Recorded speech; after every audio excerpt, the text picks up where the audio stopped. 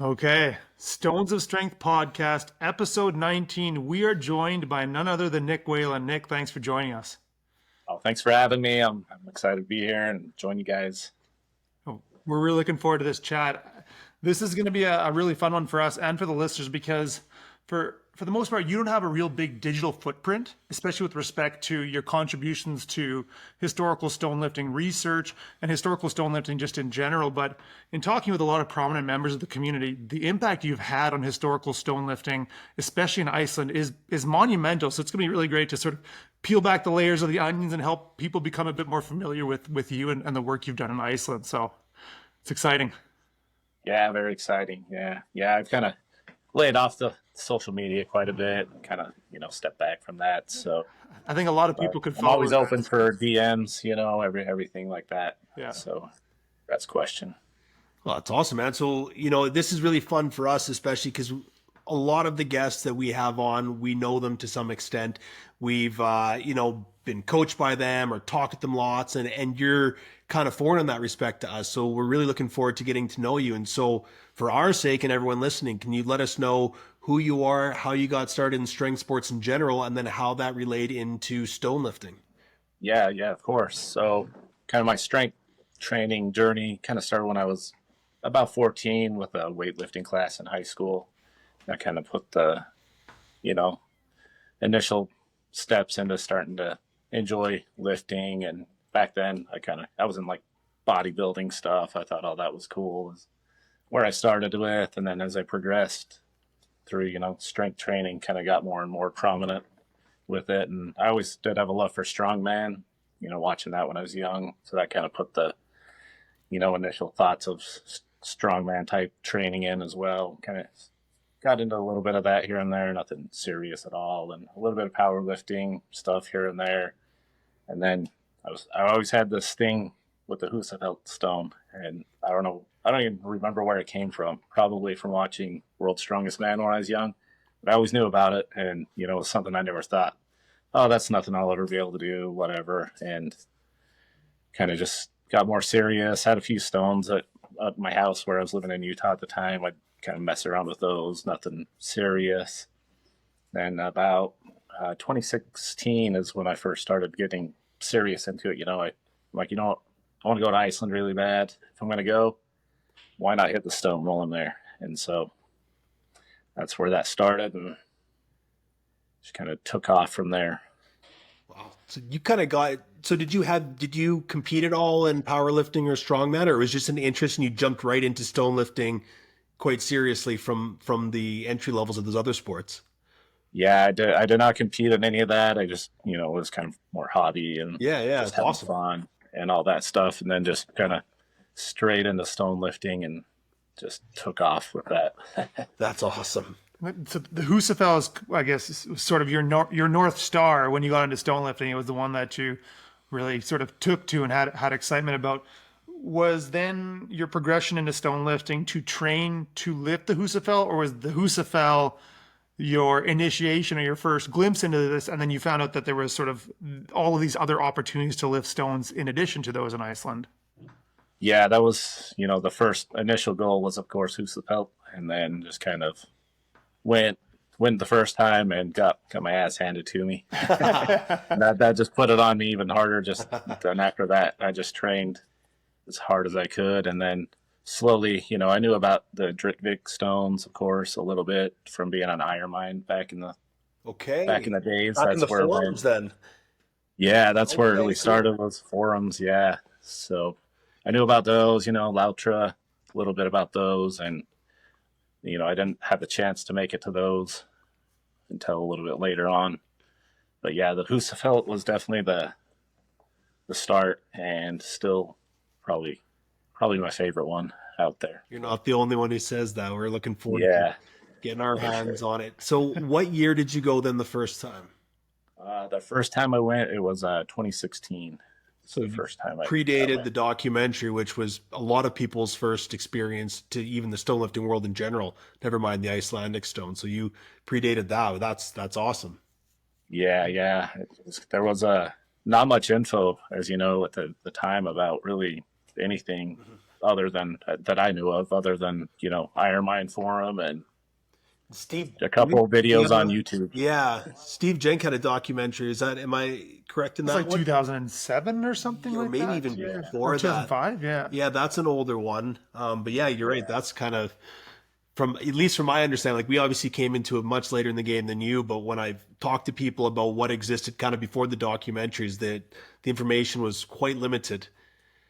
It was, yes. Yeah. I got on Iron Mine and hit a few people, for a little bit of info, maybe some locations, and kind of struck out on that one at the time. I think it was at maybe the dying ages of the forums when social media was probably taking over a lot more.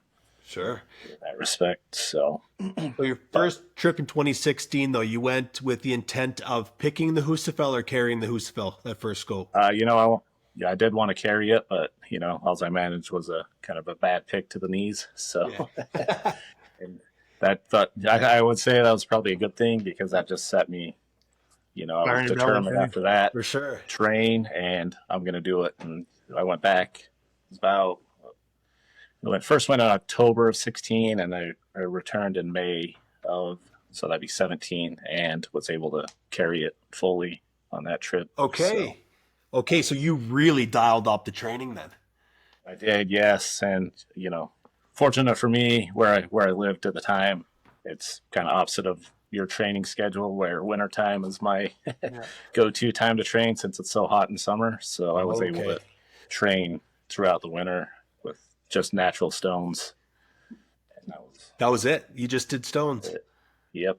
Stones. And, I did do gym training, of course, but, I just hammered the stones, 3 days a week when I could, and carried stones as far as I could. I'm kind of curious, because we've seen this with a couple of people who have, tangled with the Husafell, been unsuccessful, and then gone home with a renewed focus and come back and have been triumphant, or are planning to go back and give another go. Harry Reeve just had a successful lap around the pen with it. Our episode 18 guest, Jarrett McPhee, had lifted it to chest before, hadn't been able to walk with it, but he is now, working on that. What did your training look like leading up to your first, let's say, I don't want to say unsuccessful, because you got your knees, which is in and of itself a monumental feat of strength, but your first time attempting the Husafell, and then what was it about your experience trying to lift it that then helped you dial in were there certain weaknesses that you identified, or just in general up the intensity when you went back, and ultimately you've carried it a number of times, but what was that progression like? Yeah. So, I went back after that, and I think I started training the next week when I got back. And so there was some washes there that have, lots of stones, sandy washes. And I went out and scavenged for some decent stones of, since I had an idea at the time, before I went the first time, I didn't have a clue how big that thing was. I had no idea what I was getting into, other than watching some strongmen carry it. And I'm like, well, I'm not anywhere near their size, so that's not a comparison. So I had a good idea of, the feel for it, the shape of it, size, and, the distance of the pin. Obviously, there was always some confusion with that. And so I started, I was still going to the gym probably 2 days a week at the time, and then spent probably 3 days a week stone training. So I went and found a few stones. One I found similar shape, a lot lighter, but I would pick that thing and carry that through that sand wash as far as I could, and then turn around and come back with it, and just did that. Like I said, 3 days a week with adding some picks. I knew that, the pick, I was a little weak there, so I was trying to progress with heavier and heavier stones from the pick to my knees and chest and hold. So I did a lot of training to where I would pick those stones and just hold them on my chest as long as I could, and practice that breathing. Yeah, for sure. And really get that, comfortable with something of size, pressing against your chest for that amount of time. Really kind of just focus on that breathing and everything like that. And that really, I think that helped a lot with the carries. Oh, for sure. I can imagine. Yeah. For carries, it seems like time under tension is a great tool, whether it's distance carries like you were discussing, or even just the holds too, just getting used to the weight of something so large and so heavy, crushing the wind out of you, right? Like it's difficult on your intercostal muscles to be able to expand your rib cage. and the pressure on your diaphragm too. Like it's really could be a bit of a mind game almost to an extent at some point. Yeah, definitely. And just, getting used to that weight on your arms, chest, everything. And then I would just walk. Just do it a few times a week. And man, it worked, I guess. So Yeah, apparently. It's interesting because Keith Surratt, who was a previous guest of ours, and he successfully walked the Husafell as well, had a very analytical approach where he watched a number of videos to see essentially average time for a carry of the Husafell before someone either made the successful lap or failed. And he said for the most part, people can only carry that stone for 30 seconds. So he was actually working when he was carrying, at least for a certain part of his training, he wasn't worrying about the distance. He was worrying about the time. He's like, I want to be able to hold a similar weight for at least 30 seconds. And something we've found when we're training with Husafell trainers is they do replicate the shape, but the thing that's terrible about carrying those is they're banging into your legs. Mm-hmm. And so they don't do a very good job of replicating the actual way you can walk with the Husafell. They're great in sort of helping you develop that grit and that strength to be able to hold the weight. But did you find when you were training for it, you were focused more on the distance or the duration? Probably the duration, Okay. like Keith would say as well, knowing that it's X far, but how long it takes me to walk that, I don't know. So That's where it gets tricky. You have to find that balance of speed and control, right? yeah, I find like I've had training sessions where I take off a little too quickly here with some of our natural stones, and my momentum kind of tips me forward a bit and I got to drop it. But then alternatively, if you're leaning back too much, you lose your speed, you lose your ability to breathe, and you put so much tension on your glutes and hamstrings that it's probably unnecessary. So it's kind of an interesting balance to find that right angle. Yeah. And so for the distance on that, because I've heard two separate distances. There's one I tend to believe over the other. I've heard 98 feet and I've heard 120 feet. What's your opinion on that? gotcha. I would probably say 98. Yes, that's the one I go with too. That's the one Ryan. I hope so. Yeah, that's the one Ryan Stewart has told me. He's like, Dave, it is 98 feet. And when Ryan Stewart says something that specific, at least I believe him instantly. And so that's my understanding too. Because we're less than 3 weeks out from our attempt. So we're like all things Husafell is all that stone is just spinning in our brains, man. Every day. Yeah. Can't wait to get our feeling. Yeah. So when you were prepping for it, Nick, like how many times, have you carried that? Oh geez, I think maybe 4. And those are all separate chips, or did you do it a couple times? Yeah. Wow. So separate. Yeah. So you've gone to 5 times to Iceland. I think I've been 7 or 8 now. Holy smokes, man. I've been fortunate to be able to make it there that many times. And okay. So that's fascinating. That's okay. I have so many questions with that. I don't even know where to start, man. 'Cause I heard a rumor, I don't know if it's true about you, but that you have actually gone to Iceland and you've done some research while in Iceland. So you're not just prepping from home. Is that true that you've gone?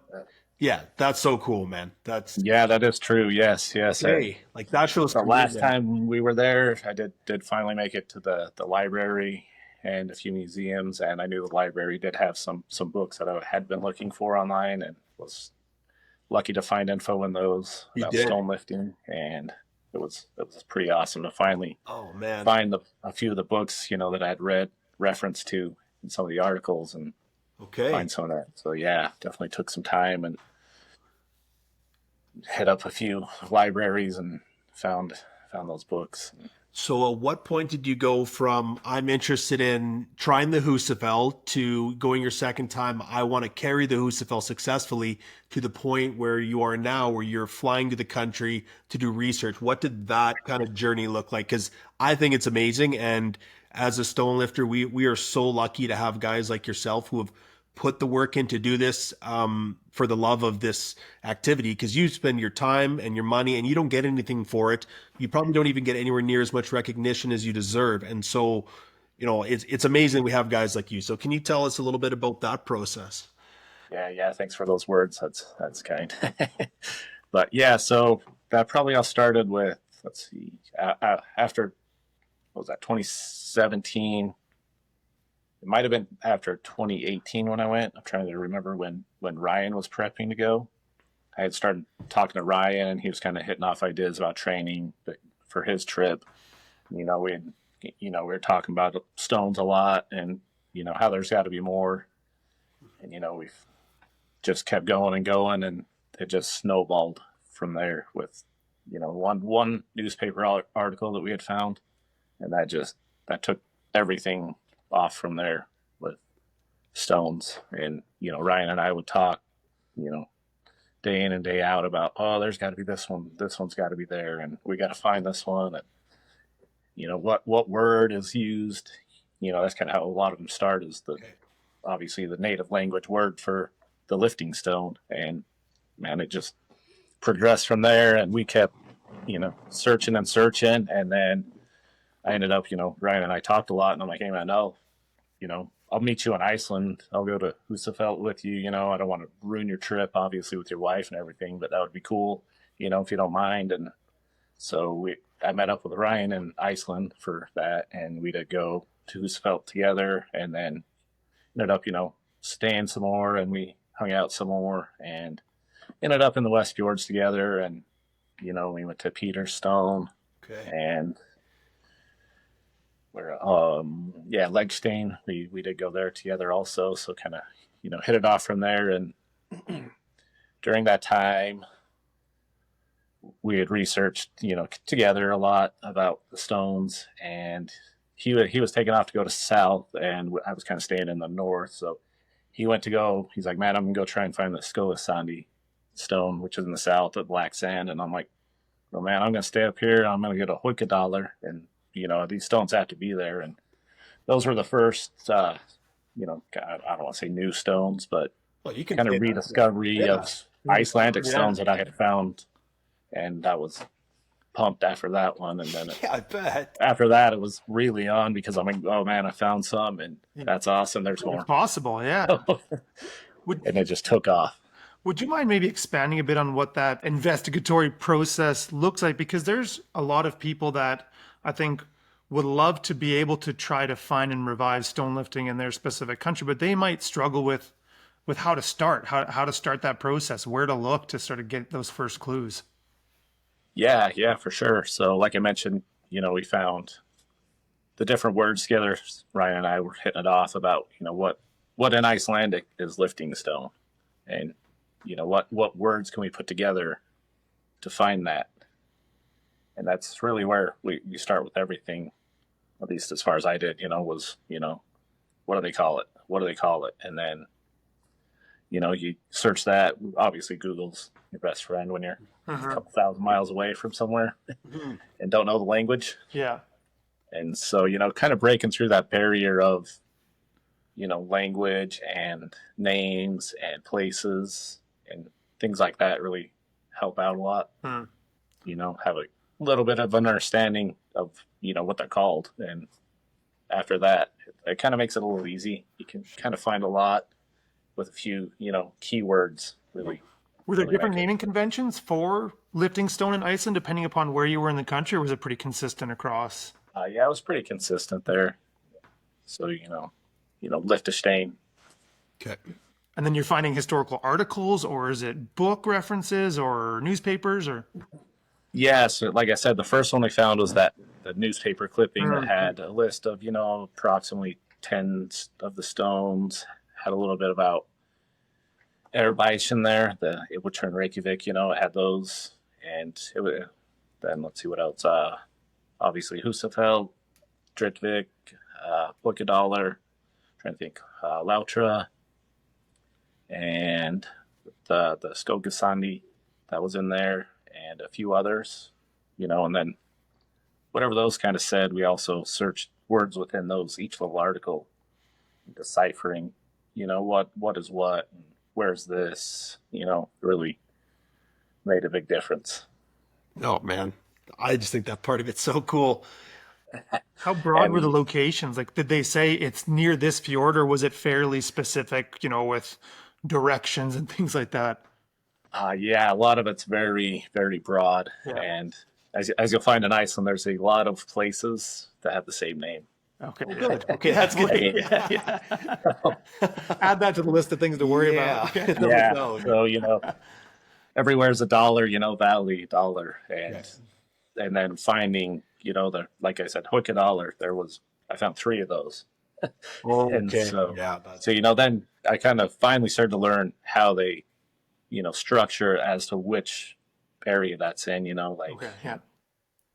Idalasaislú, which is that one, which is kind of the county it's in. So that really took off for me from there to be able to find more and more, really learning how, the place names and different areas and all that. And this newspaper or this article you found, was it like an older article or was it something that was relatively new? And like what was the context of the article that would It name stones was, like this? Yeah. I think, I don't remember the exact date. It was published earlier, and then the one that we found online was a little later. I think it was published in maybe the 70s, I believe. Still And a it was ways just, back, like yeah. a photocopied Mm-hmm. piece of this, Yeah. and it was, Outdroinesteiner, which is the lifting stones. And that was kind of the name of it. And, I had 2 pictures, one with a guy lifting a stone. I still don't know which one it is. I haven't figured it out yet. Still. So 9 years later, I still don't know what the picture is, unfortunately. So but we'll figure it out. But yeah, and then we use that, and, I started searching some of the unknown stones from that article, stumbled on it some more, and then a few articles, continue to search online. We found like a another little internet search from a research place that had a few listed there that weren't in the article, a little better directions and some citations in that. So taking those citations from some of the books, searching those books and trying to find those. So it's a Rabbit hole. yeah. little process of a rabbit hole and lots of It's a rabbit hole, and you're hoping at the frustration. bottom of it there's a stone to find. Yeah, but- man. That's right. Yeah, lots of frustration sometimes with the translation with Icelandic. So that was, it's not a real known language throughout the world, and not a lot of resource as far as translation. So that was definitely a hurdle to get through. Sure. Yeah, I think that whole process is fascinating, and I don't know if I have the patience for it. And so, like, that's why I commend guys like yourself who've put all the time in, and then share this information with the rest of us, so that we have the opportunity to go do this. It's just we wouldn't have this community or these opportunities without people doing what you're doing. So it's fantastic stuff, man. It's just so cool. Over the course of your 7 and 8 trips, how many stones did you help to sort of resurface onto the broader consciousness? Let's see. There's a lot. Yeah, that's fair enough if you don't know the number. No, It's just- yeah. It just helps people understand your contribution. More than 20? More than Yeah.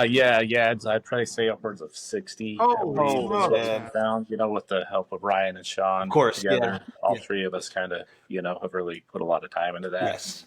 oh man. Yeah, I know. I'm not going to take any credit for really any single ones myself. Yeah.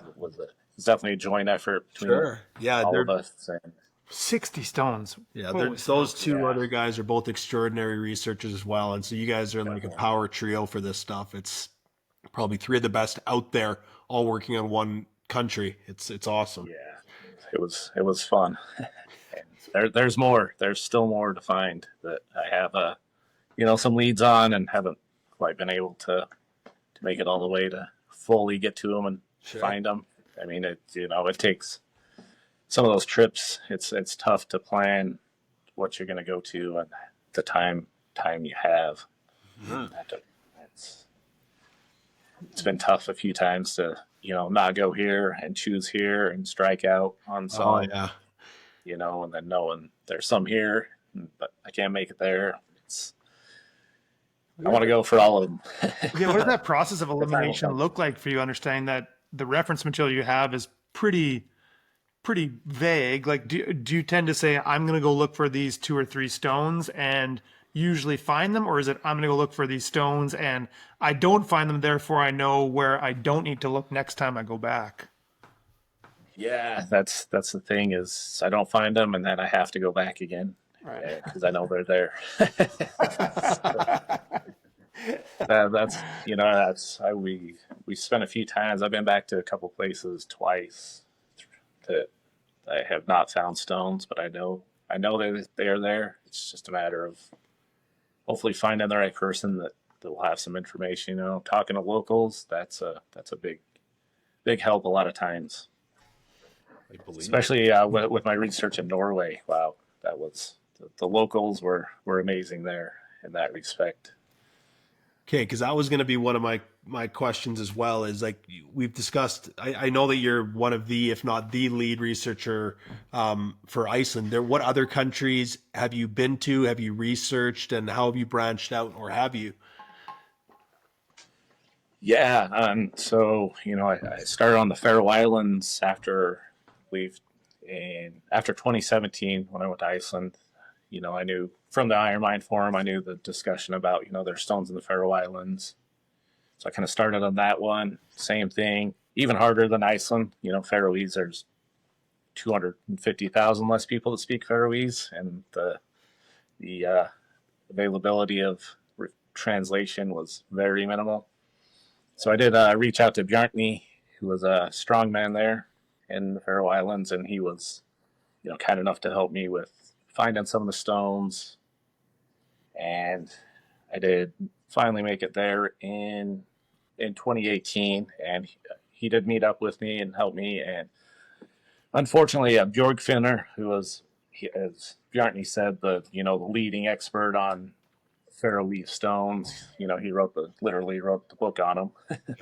And he was going to go with us on one day, and he was sick. So unfortunately, we didn't get to do that. So kind of really probably missed out on finding a lot of stones there, a lot of info, but that's the way it goes. Sure, fair enough. So, but yeah, that was still a cool trip. Pretty rough, but definitely learned a lot about finding stones and everything on that trip. And then 2019, Ryan and I had been doing a lot of research on Sweden, and we did plan a trip there and did go to Sweden in 2019 and found a pretty good number of stones. I think we hit up 20 stones on that trip. Nice. And that we had researched and kind of rediscovered, as we say. And also 2018, I was lucky to go to Scotland, which obviously I didn't do a whole lot of research on because those ones are pretty known. Yeah. So that was, with the help of James and Martin and all those guys, that was a pretty relaxed trip compared to some of the other ones as far as finding stones. And let's see, then throw in Iceland, and then of course in 22 is when I went to Norway and did a lot of research on those. That one was kind of a tough one. Ryan and I had talked about, there has to be stones in Norway, and we can't find anything. And I just kept hammering away until I finally found a few. And after that, man, it has exploded there. Is that right, hey? Because I don't know much about the Norwegian stones. How many do you figure are rediscovered or at least on list there right now? Yeah, I was lucky enough to kind of, after my trip, a few museums I got a lot of help there. They turned me on to quite a few stones that I would not have found without their help. And then after my trip, one of the ladies at the museum had posted a video of my lift on one of the stones there, and a gentleman from Norway reached out to me and mentioned, hey, I want to write a book on the stones here, and I see you've been and lifted some. I have all this information about them. You might have more. And he sent me a lot of his research, and there are probably close to possibly over 160 stones that he has shared with me and helped kind of find. So that place, that's kind of wild, going from thinking we can't find any to close to 200 stones there in the blink of an eye almost. Is that ever cool? I like hearing about the collaboration of efforts like that, especially from across the world, right? You being in the States and him being there, right? That's awesome. Yeah, it was surprising because I was shocked at the amount of information he had. So David Keown kind of talks about how specific to Ireland that he feels like, had he not sort of taken up the charge of refining these stones, that we were possibly maybe a decade away from the knowledge of most of these stones, unfortunately dying off with the older generation that sort of still had these local stories and understood the local folklore of these stones. Did you have a similar experience? It sounds like there's a bit more sort of generational continuity with knowledge of these stones when you're talking about the Faroe Islands in Norway. Yeah, definitely. It's definitely dying out as the further we progress. A lot of the younger generation, when I try to reach out for help from them, they seem kind of uninterested. Don't really care. It seems like some of the older folk, it's kind of hard to crack them and get a little info, but a lot of them know. Definitely, the older generation has the info, and I think without a lot of the work that a lot of us have done, I would agree with David that it was not far off from losing a lot of these stones. Did you find that maybe there's knowledge of the stones within these communities and just less of an interest in the younger generations, or did people not really even know they existed other than the older folks who were maybe around when they were actively lifted? Yeah, I think a little bit of both, I would say. In my experience, talking to some of the younger generation here and there, maybe have a small interest, don't know about them maybe, and the older generation, some of them don't know, a lot of them do. And yeah, I think kind of dying off of that younger generation a lot. Okay. And I think the interest is coming back, obviously, with all the efforts all of us in the community have done. We've definitely got a lot of reach out and throughout the years from, locals actually that, hey, I live here and I saw you do this and I want to get into it. So I think so it's cool.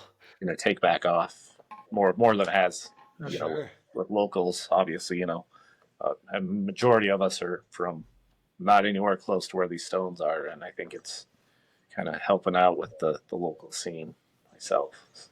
How old are some of these stones? Like, are they in the past 100 years? Do they go back quite a bit? Or is there like a generalized era that you found a lot of them are linked to? Or is it all over the place? Yeah, it's all over the place, but definitely, the first one I visited in Norway was from 1750, according to the info. That was when it was lifted, and I think a lot of them from that time range from there, up through the early 1900s is kind of when I see the end of a lot of that, the time frame. So, we're looking at a good 200 years, I would say, that they were active. Do you feel that those, like when we talk about Iceland, at least my understanding, and please correct me where I'm wrong, because I'm sure there's somewhere I'm wrong, is we understand that because of the Viking sagas, that there were references to the fact that they did lift stones as a part of tradition or festivities or whatever it is. But all of the known stones in Iceland have nothing actually to do with the Vikings, as much as some companies like to advertise for t-shirts or whatever it is, which drives me nuts, to be honest, because you shouldn't try and capitalize on nonsense. But False info. yeah, so am I correct in that understanding that obviously it's a tradition that's been carried down since the Viking age, especially in Iceland, but none of those stones go past maybe more than 300 or 400 years? Yeah, I believe so. I definitely have the belief that there was a culture in, Viking era and beyond. I don't think that, they just dreamed it up 500 years later that we're going to list stones out of nowhere. Yeah. So I definitely think the culture started there, not only in Iceland, but Scotland, everywhere. I think, the influence of that whole area with the people, similar cultures, all most likely started long before the known stones we have now. Myself. So I think it personally goes back, like it's way before any recorded history. Human beings have, yes, we have technology right now, but the way our brains have been programmed, it's been the same for tens and tens of thousands of years. And guys would have always wanted to size each other up, and there was always hierarchies regardless. So I don't think this is new. It's just that the stones that we know about are just since recorded history can be found, right? Yeah, definitely. With the finding, luckily last year I was able to go visit Scout the Dreamer's stone, as you all know, I'm sure, which was mentioned in the saga, and it is right there. And that was an awesome thing to go see and find in person, man. For anyone who's not familiar with it, would you mind just talking briefly about it?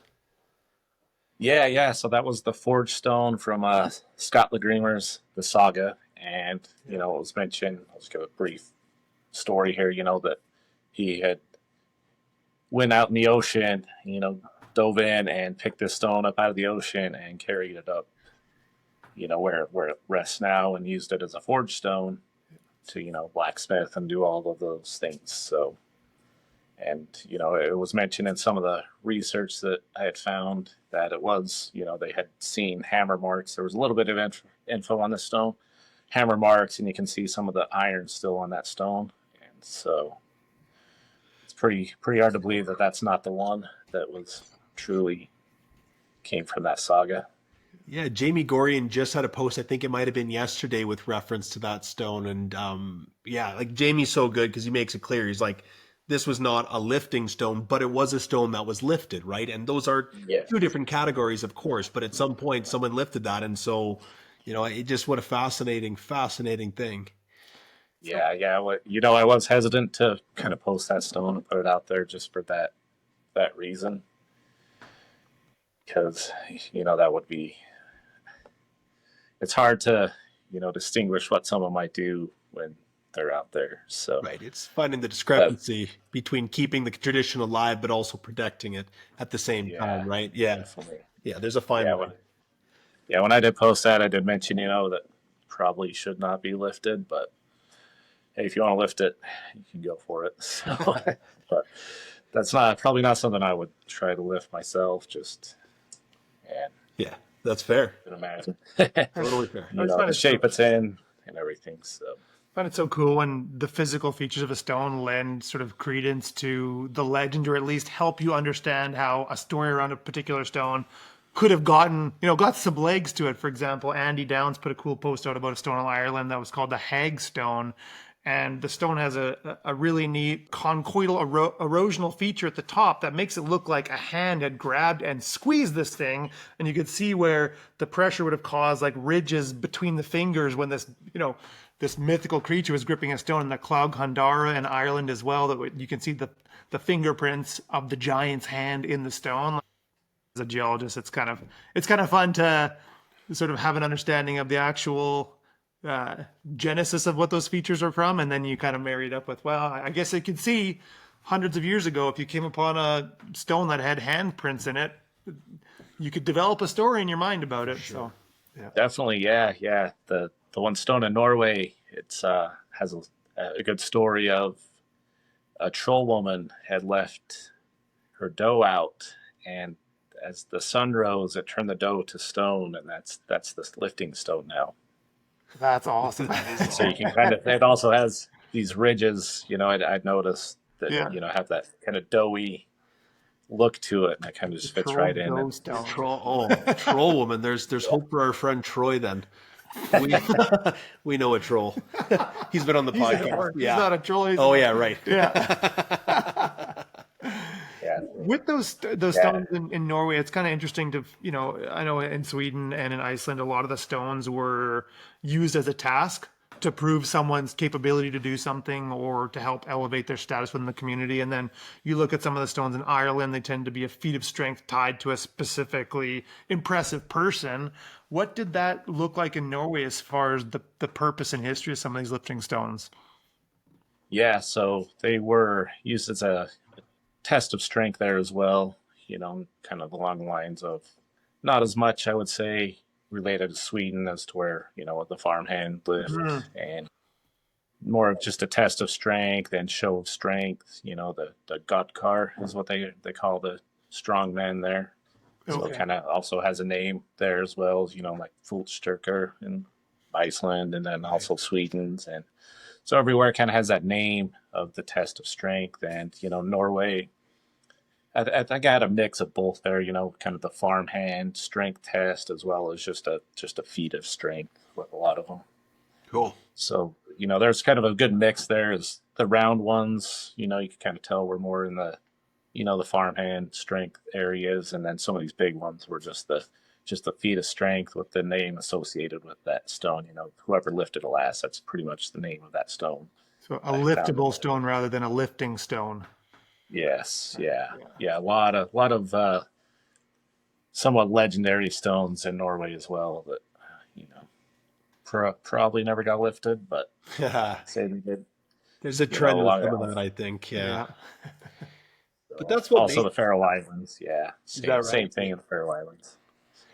But that's one of the things that I find is both interesting and really neat about like all of this, the stone lifting is it can be something as significant as, you know, the Fianna Stone is one of my favorite. The story, the fact we've been there, everything about that. I love that. And that is a significant stone that people would travel to. But I also like the concept of, you see a little bit more in Ireland, or at least in Ireland, pardon me, about like the local legends, right? Like this man in this county did this thing, and for the people there, that's significant. And I just find the layers of all of this to just be just it's all really fascinating.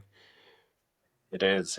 Yeah, the legends and the names associated with those stones are just awesome. It's so cool to me to see, you know, that it's associated with this person lifted this stone, whatever year it was, and you get to go touch that and kind of feel, hey, I'm one with this guy now, or whoever lifted this stone. That's really really awesome to me. It's just kind of the touching that stone, just feel the history in those things every time I go. And I feel like the Husafell is almost like the epitome of where a very cool and intriguing legend intersects with just a fantastic test of strength, and that's what's made that stone. It's probably the most well-known and sought after lifting stone in the world. Like if you talk to people who are not even aware of stone lifting, a lot of the times they do know about the Husafell stone. So Yeah, for sure. Yeah, that one's definitely number one in terms of knowing and out in and out of the stone lifting community. And like you said, the story that goes with that is it's a good legend. It's possible also, so I wouldn't doubt all of it at all. So It'd be Snow quite a Wraith. feat. Do Yeah. you want to just quickly go through the legend for anyone listening who's not familiar with it? yeah, so as far as the Husfeld legend, yeah, so as the legend goes, at Snorri's place there, the woman was able to, lift and carry the stone that was used as the pin slab to the gate there. There's a short little version there. Yeah. Do you know, is there any reference to whether or not, because there has been discussion in the community too, like the understanding now is the feat of strength is to pick it and walk the pen in a single go. But we've seen people, and it's not at all to discredit the feat of like to have the endurance to do multiple picks in order to get it all the way around the pen. But is there any historical reference to how it was supposedly completed? I don't think so exactly. As Sort far of up for as interpretation, I guess. exactly how it was. A lot of this is, yeah. So, yeah, I mean, it's tough to decipher a lot of that different stories passed down and, kind of changed throughout the years. But as far as super specific, I don't think so. But other than picking and carrying it, Is there also a who plinth knows there what too? distance, how far? Yeah. Sorry, Nick, was there a plinth there as well? On the Yeah. So pen that's there? also Yeah. one of the stories, as setting it on the wall Mm. as being one of the tests. Let's see. So picking it and then setting it on, next to the entrance to the pin there. And that was referenced with the Husafell, or just in general, there may have been a stone that was done with. Yeah, that was referenced for Husafell. Okay. It's kind of one of the feats with that stone. When that came about, I could not say for sure. Oh, that's fair. Just it's all interesting trying to Yeah. just pick your brain here, man. 'Cause we're there so soon, gonna No be looking worries. for all these little things. Yeah, I'm trying to think on the fly here for you too. Yeah, no, it's all No, good, man. It's awesome. So you've picked it a number of times, and we've kind of heard through our discussions with people in the community and preparing to lift the stone itself. There are a couple of ways to do it. There's the sort of more traditional way, and then there's also the big baby, which you sort of flip it from the traditional understanding of how people lift it onto its side, which is a lower pick with better handles. Have you done both methods, and is there one that you prefer over the other? Or yeah, I prefer the big baby myself. That's the comfortable one for me. I feel the handles are better for me, and I just never felt comfortable the traditional pick. I picked it. I never carried it like that, so I never was really comfortable for my makeup, my shape, my lifting style. So Big Baby's my go-to. So all times that you've carried it was with Big Baby. Yes, Gotcha. yes. Okay. Yeah. I feel like it just locks in the arms. That You have an shape underhook, right? A double underhook. rests right on your forearms, just nice, and it doesn't. That takes a lot of the grip strength, I think, out. That I think a lot of people try and hold it instead of just kind of letting that rest on your arms. There is Because you have a double underhook, like for anyone who's sort of grappling, you have a double underhook, right? So you're not using wrist pressure to keep the stone to your chest. You're actually able to cradle it, I guess, cradle the Big Baby in your arms. Yep. Yeah, that's definitely the way I think is obviously best for me. Everyone else has done it some other ways, but yeah, that one, I feel like, I don't feel a lot of wrist strain or grip strength until kind of nearing the end. Sure. When, I get that fatigue in the arms, kind of starts to slip down. And even then, I still have the hand strength and wrist strength left that wasn't wore out from the first half of the carry to kind of finish that off and hold it right there. So that's definitely my go-to. And how did you find, so I know whenever we're talking about a 400-pound stone on your chest, obviously it's going to be terribly uncomfortable, but my understanding from some of the people I've talked to is that because of the shape and the handles on it, like some of the stones that we carry here, the handles aren't great. So you have to really be leaning back in order to keep those on your chest. And then you're truly being smothered. But I've talked to some guys that have carried the Husafell and they said, no, like the breathing isn't necessarily as much of a problem because of the handles. You can be a little more vertical than other ones. Is that something you found? Yeah, I would agree with them as that. It's you're not getting that crushing weight of trying to hold it into some of these stones that we train with, how it is. You got to pull that thing to your chest and just really squeeze. But with the Husafell there, you just hold it there. Yeah. I don't know how it's not crushing. I've trained enough with the crushing side of things and that the fact of not being crushed. I'll take some upper back and some arm fatigue over being smothered any day. Yeah, definitely. Yeah, just from all your training, I think you'll be pleasantly surprised with maybe how easy that is. I sure hope so. I have confidence in you. I've been working hard. So have you worked with Husafell trainers as well? Like how obviously they're made to replicate the shape of the Husafell, but I know when we're talking to people have actually said the trainer is far harder than the actual stone. I would agree. Yeah, I've done one or two is all I've ever messed with. And I never trained with one, so I didn't put a lot of, I picked them, carried a little bit, and it definitely did not feel good. And, as far as maybe, for the weight and some of the pick, those are a lot taller than the actual stone. So the pick's close, but not quite the same. And just the shape, they're so big. I feel like that they're huge. Some of them not that as thick as those are. So, and then obviously the handles, those ones you kind of really have to. I don't know how to get around them right. Dig it in your arms like crazy, and compared to the stone, they're not too close in my opinion. Yeah, but if that's what you have to train with, then that's what you got to train with, and you'll manage. For sure. I'm sure if somebody could train with on those alone and have no problem. So yeah, and that was one thing Dale and I have been discussing because we each have our own trainer. They're different shapes, sizes, and so we kind of go back and forth. But one thing we find with both of them that I think is a real disadvantage to the trainers, as you'd said, Nick, the length of it. And so what we find is with each step, we're actually having to kind of swerve our hips around the bottom of it, which actually puts a lot more pressure on the QL as well. So it makes it, and it'll slow you down too, right? Because your gait has changed from just forward or around in a circle, obviously, like the Husafell's forward, but circular, of course. But it just changes the way you move, that it's more of a sway. And I'm looking for swivel, yeah. Yeah, swivel, yeah. Kind of, each step, the stone has to move with you.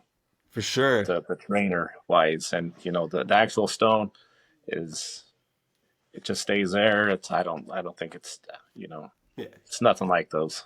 For sure. Yeah. As far as walking with the actual stone, it's not easy by any Of means. course not. It's 410 pounds, But man. as Nothing far as easy. being able to move, it's a lot easier to move with that than one of the trainers. And Sure. you can keep your upper body somewhat more stable. You're not getting a lot of that twist and the pressure from one of those trainers that gives. I think Yeah, that yeah.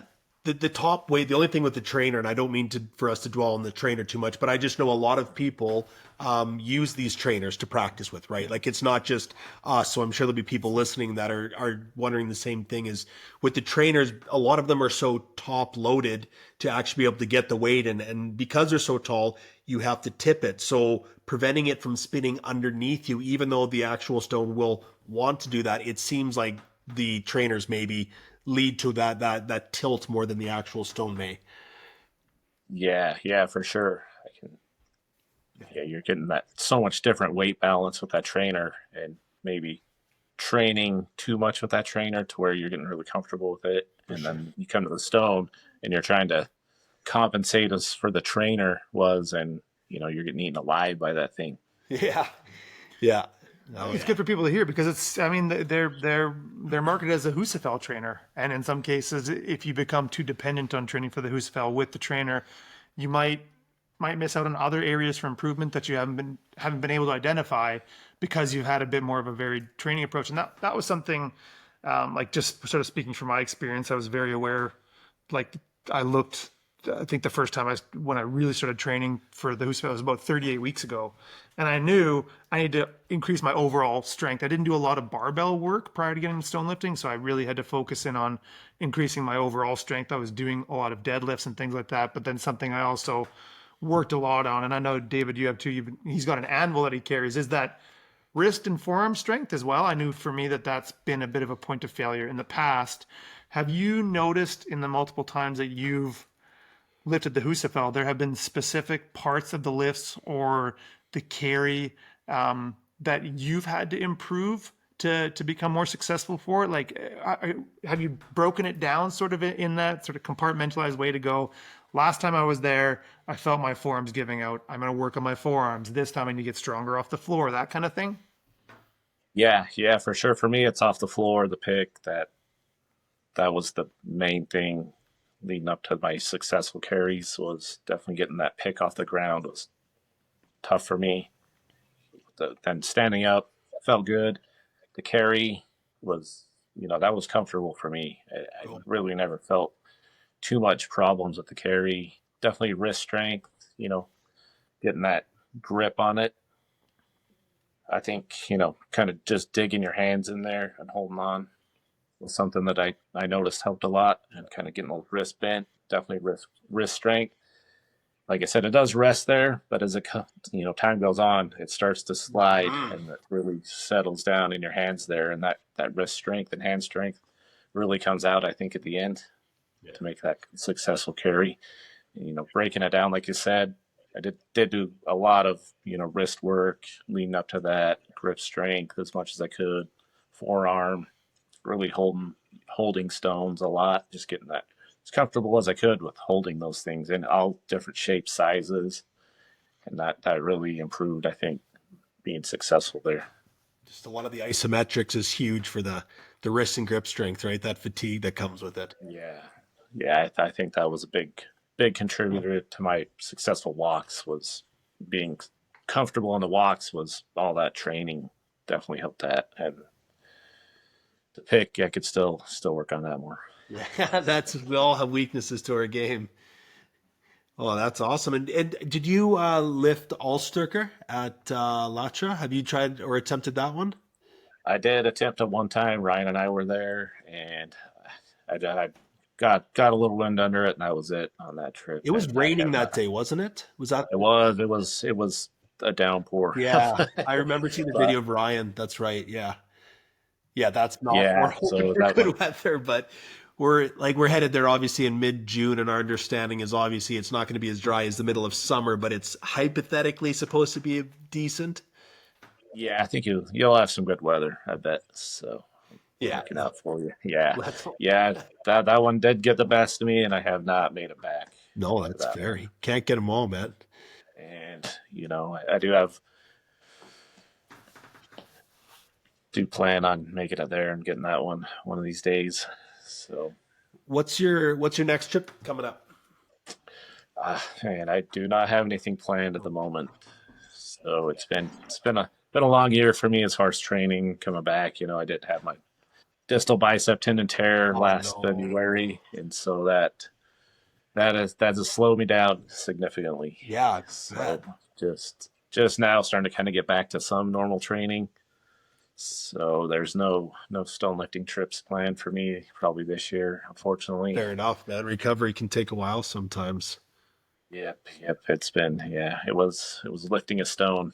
Bummer, man. Rounded stone.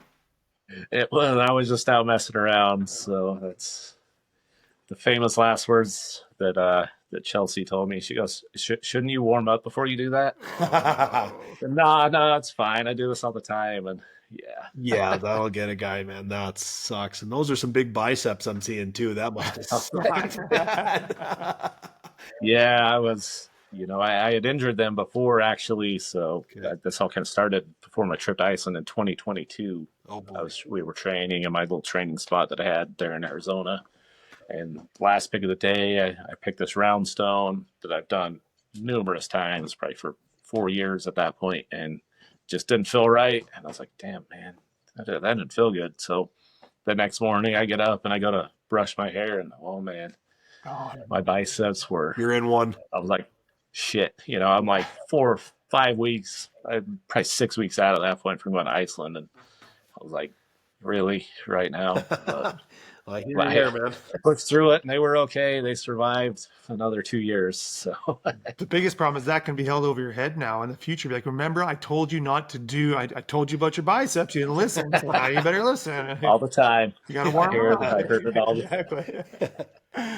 To sort of circle back to the research part of it, because it's quite clear that there's an incredible excitement to go on these trips and try to find and recover some of these stones, and almost an addictive nature to it. It's a treasure hunt, right? For someone who's a stone enthusiast, to recover a stone in Iceland, that is the holy grail. And so, are there specific experiences you've had that over the course of you saying 40 plus, and even hundreds of stones in Norway that really stick out as a pretty magical experience? Yeah, definitely. Obviously, the Hoykadal there, the first ones I found, those were awesome. Pretty sweet to finally find something like that after not a lot of research at that time. But then the Vega Torfusstein, this last one that I kind of rediscovered. I know when Sean and Ryan were there that they had looked for it, and they had found a stone in the area, kind of thought it was it, and kind of knew it wasn't also. And so I kind of set out to find that one again. And so I believe it was 21. I went and looked for it, unsuccessful. Then 2022 was my birthday, and Chelsea's like, well, what do you want to do today? And we had looked for this stone the day before. And she's like, well, what do you want to do today? It's your birthday. I'm like, I want to go find that stone. And so I spent that night before, when we decided we were going to go back, I probably spent 6 hours, because I kind of had a good idea of the area now, kind of the landmarks and everything. And what I was going off of was some old maps and topographical maps, and like a right-of-way map from the power company there that had kind of the land points. And I was having a really hard time, pinpointing where all these landmarks were. And I finally, after, it was getting late at night, and I'm like, man, I think I know where that hill is now, and I know where this river is, and I know it's at the base of this hill. We drove right there, got out of the car. I saw some tracks that I kind of knew leaded up to it, because I kind of had this idea. Maybe walked, maybe a quarter mile, and bam, right there's that stone. I was like, no way. So that one was a huge, just exciting find there, was finding that stone. I can't imagine the satisfaction that must come with something like that. Yeah, that was 3 days in the making. Yeah. So we spent a day in 21, and then another day in 22, like hours. Chelsea and I were out there. She was out there looking around. She was getting pretty pissed off at me. Like, how do we know where it is? There's stones everywhere. She's a good sport, though. And the world's greatest Easter egg hunt, though. Yeah, really. Yeah, it was awesome. And just finding, I don't know, just walked, I just had this good feeling that day, walked up and man, it was just right there. So I you've was like, no balanced it way. out then with the, I told you should have warmed up to, I told you the stone was there. Now you guys are back on an even playing field. That's right. Yeah. Yeah. Another good one was the Stainer. So Okay. those, the Husafell there, Yes. right around the corner. Finding those was cool. As I was going off, I had a general idea of the area and a picture of them in the grass, and they were almost buried, in that picture, and that was from 2002. So I was like, man. So we drive over there and kind of start looking around, and I can't find anything, and man, I can't find anything, and we're walking through this grass, and finally I was like, all right, we should probably go. And Chelsea's like, well, let's just look one more time over here. I'm like, oh, all right, fine.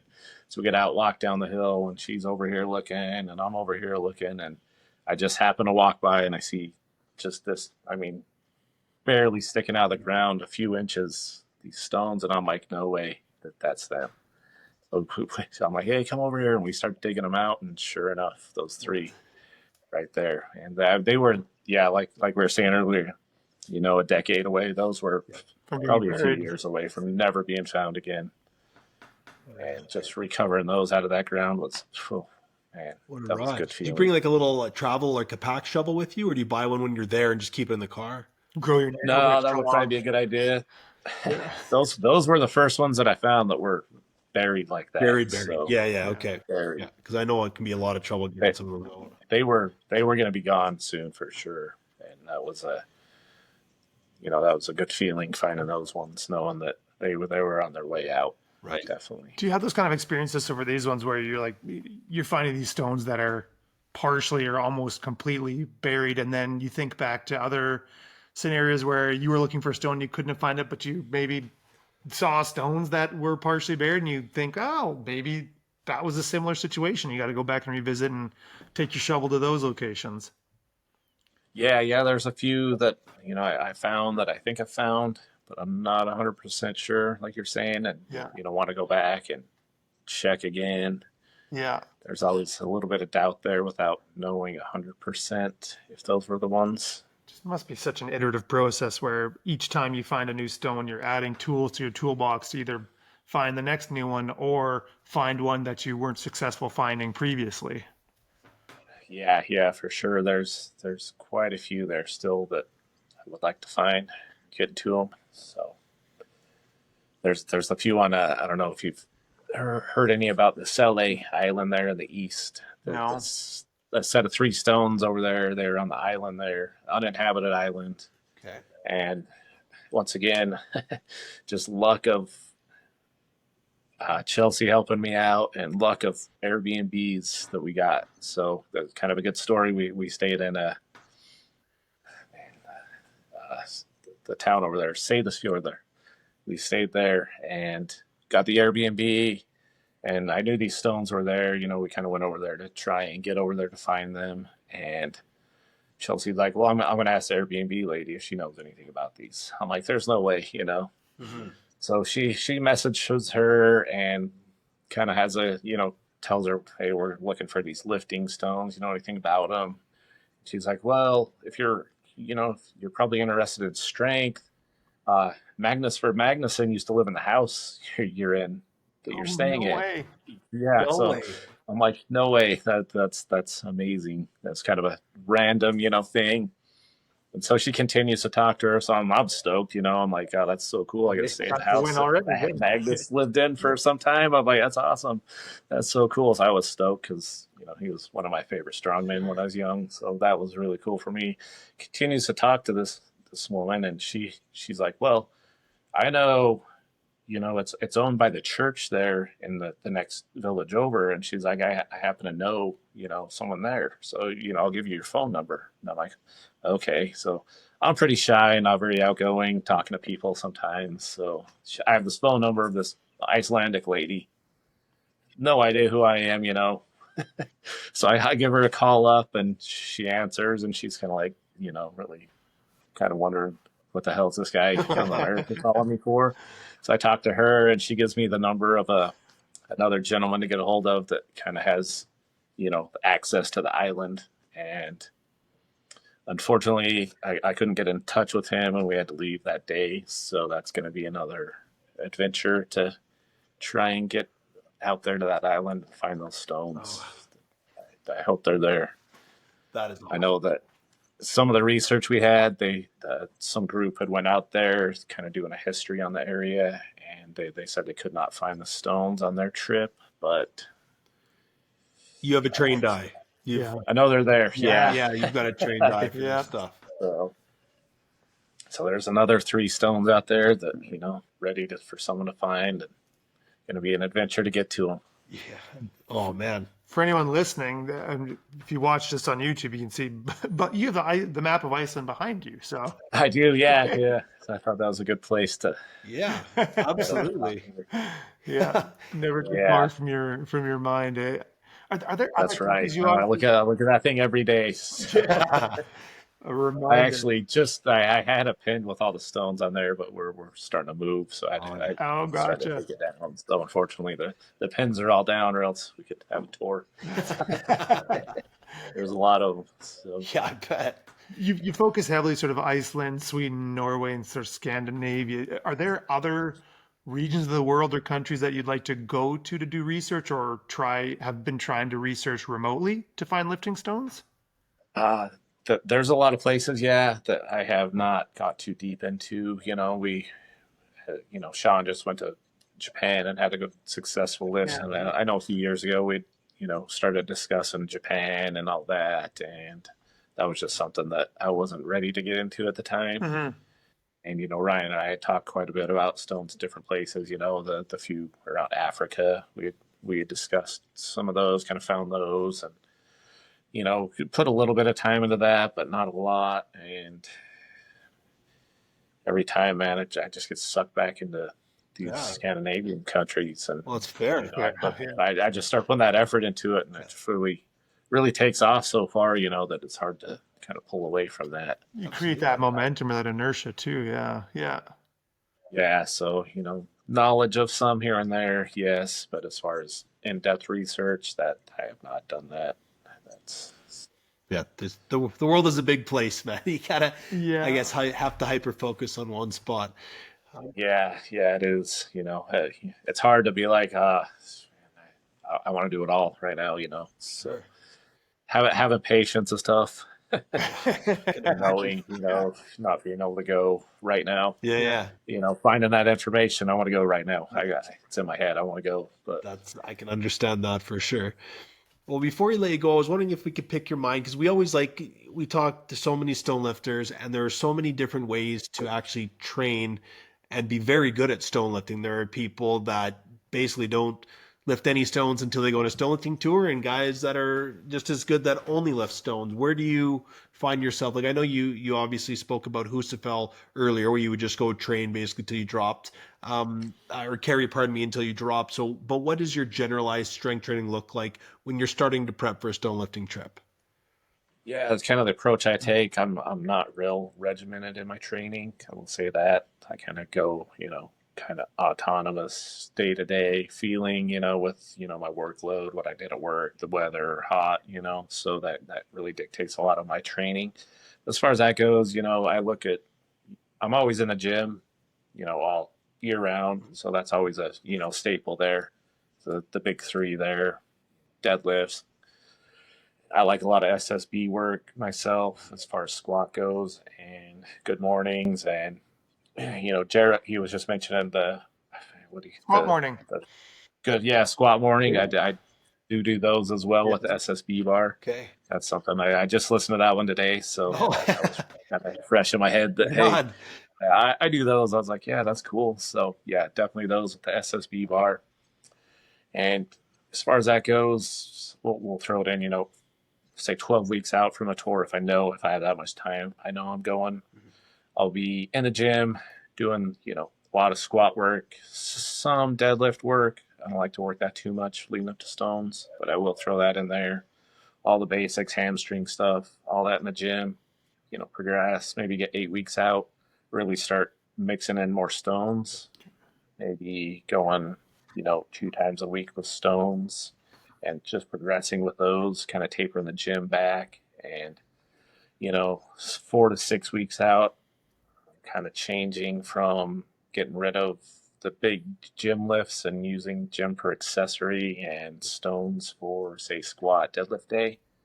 So, the lower days are going to be a squat, deadlift are now stones. Right. Mhm.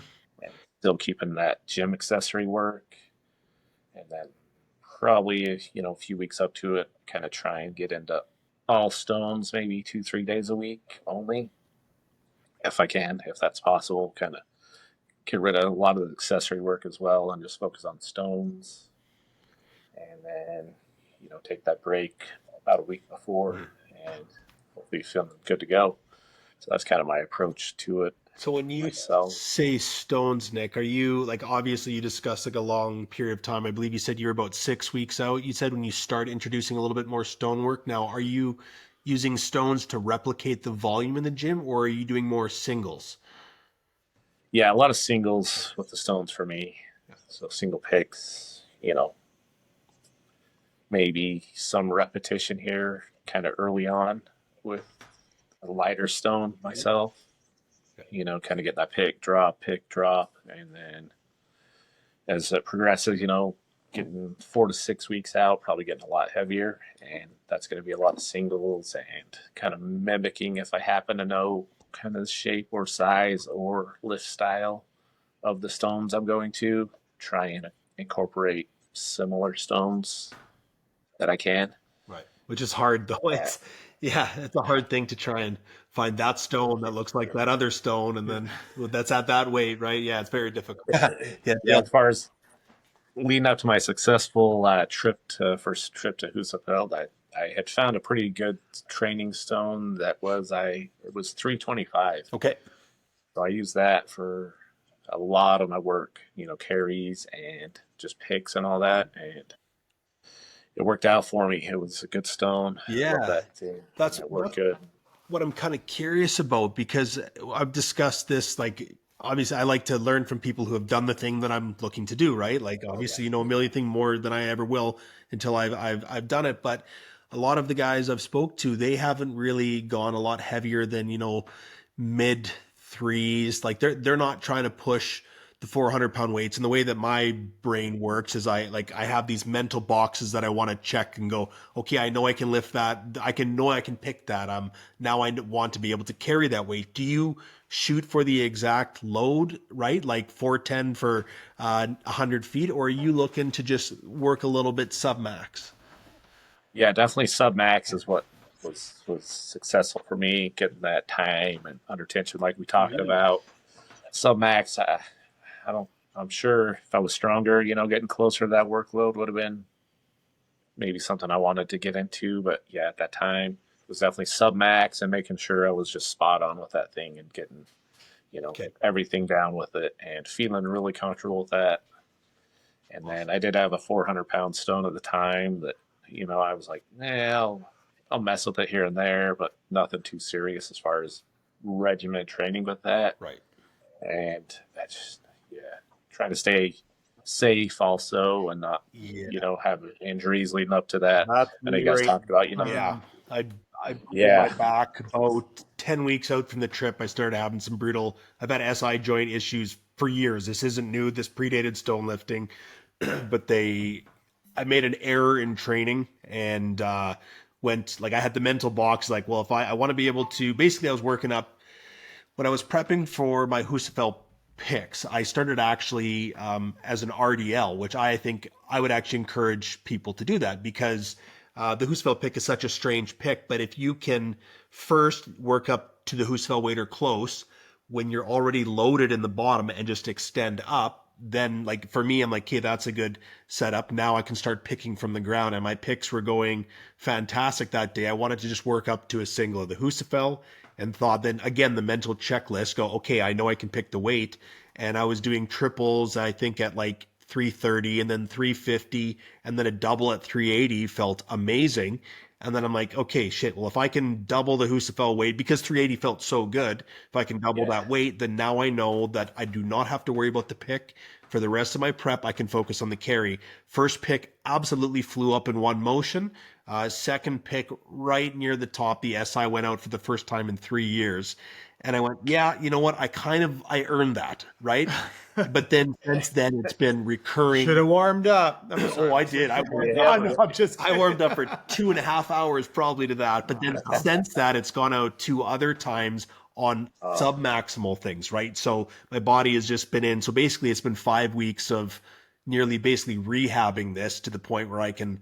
Well, I was over here.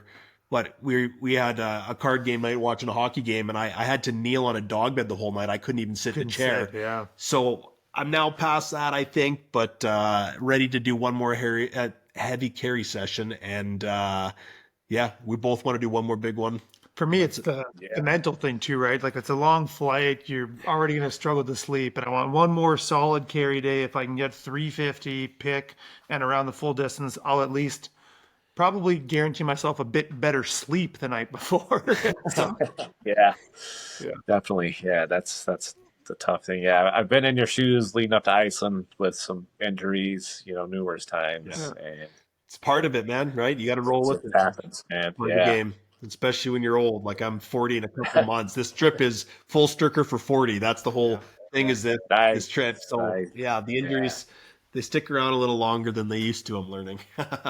Yeah. You guys will be fine. Yeah, for sure. I have all the confidence and you all doing freaking awesome. Appreciate it. Yeah, we feel good, but it's just always the nerves before a trip, right? You don't know until you know, right? Yeah. And I've had this trip in my sights since I saw a full Sturker documentary in 2019, right? So this is 6 years in the making, like not directly training for it, but just having it swirling in the brain. It's like, let's go in there. Just knowing one day, let's go do this thing now. Yeah, and it's big coming up to it. These couple weeks are, man, that's the mind definitely goes crazy. It's a mental game now, right? Yeah, those things where I wish I had another 3 months, and I want to try to fit in as much training as I can between now and then. But I know, David, you've been sort of doing a bit more of a deep dive in it. But really, at this point, more rest will give you greater strength on the day than trying to cram in a couple more training sessions. There's that CNS fatigue that you really have to manage. So.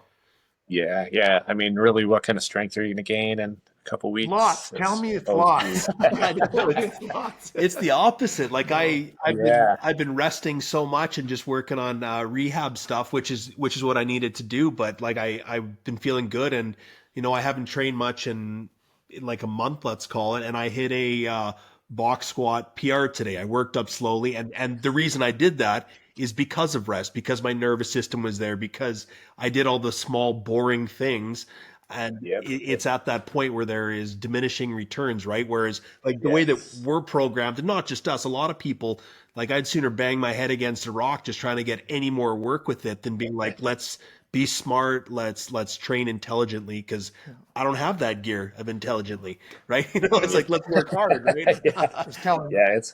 It's tough knowing, like I can get this next one and I can do one better, and I'll be better. Sure. And then I was telling Dave for my mental sanity, I wanted to get this one last heavy pick day. So I was like, I'll take it easy. I'll rest and we'll do the pick or we'll do the carry day in 4 or 5 days. I'm like, okay, so maybe tonight I'll just do like some wrist work. And he's like, that's CNS intensive too. I'm like, okay, well maybe I'll do this. I'm like, I feel like I have to do something every day, but this is maybe a good thing for anyone listening who's planning to do a stone tour to hear, is that the rest is as critical. As you said, rest is part of the training. It is part of the as training. Critical as the training. It is. And that's something I've known for a long time, like going back years and years in training, is rest is part of the protocol. But then when the nerves and the head game get involved, is you feel like if you're not doing something, you're getting behind. But that is just, it's so untrue. And that's something even Ryan helped coach me before Scotland 3 years ago. And Ryan had said back then in his wisdom, like, you'd be surprised how strong you can get doing less.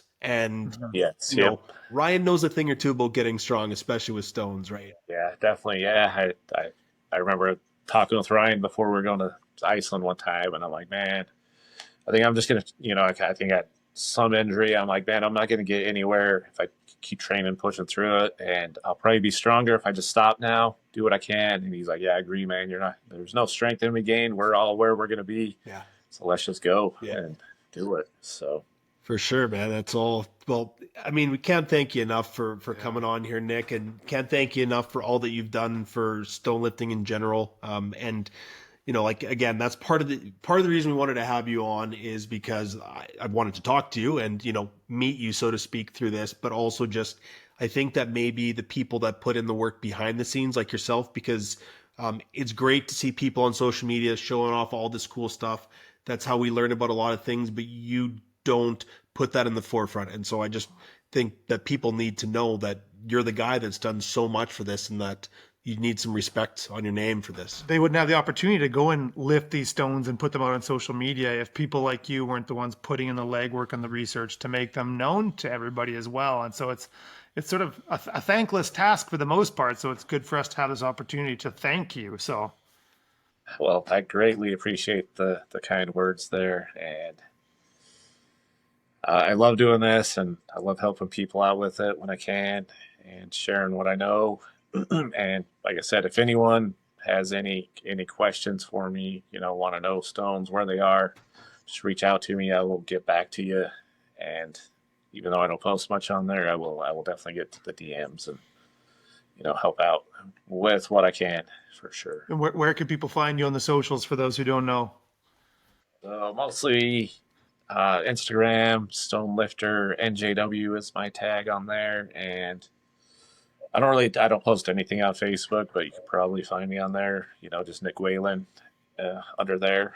So I mean, like I said, if somebody has Facebook or something on here, I mean, just message me on there. I'll probably see it. I don't post anything on there, and I mean, even if anybody doesn't have either one of those two, I think YouTube, I still got some videos floating around on there. You can find a couple of my carries on there that I posted a long time ago. So yeah, any one of those three spots is probably where you'll find me. Cruising the Iron Line Probably Forum? Instagram. Yeah. Yeah. So Yeah. Awesome, man. Well, thank you for your time and your work, and it's been a pleasure, Nic. yeah, thank you. Thanks for having me. I appreciate everything you guys are doing. It's amazing with, you know, the community that's been built, especially with your contribution, this, you know, the podcast and everything you guys do. It's awesome. We do it because we love it too. Yeah, This we is love our way to give back. We don't got the research mind like yourself, but we like talking to people. So that's why we do it. Yeah.